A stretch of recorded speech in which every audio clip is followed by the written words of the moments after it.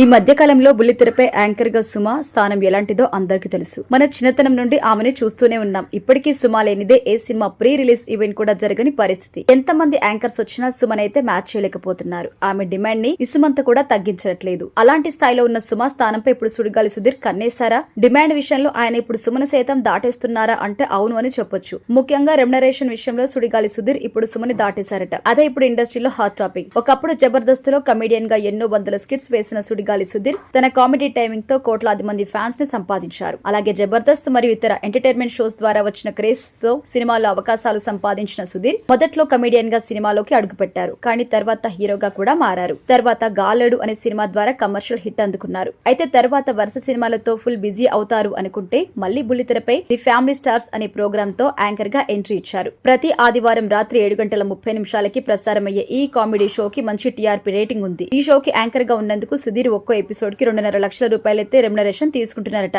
Anchor Suma present ఈటీవీలో సుమ అడ్డా అనే programme చేస్తుంది. ప్రతి ఆదివారం సాయంత్రం 6:30 ఈ షో స్టార్ట్ అవుతుంది. ఒక్కో ఎపిసోడ్ కి గాను ఆమె 1,80,000 రూపాయల రెమ్యునరేషన్ అందుకుంటుందట. అంటే సుధీర్ యాంకర్ గా సుమ కంటే ఎక్కువ రెమ్యునరేషన్ తీసుకుంటున్నారన్నమాట.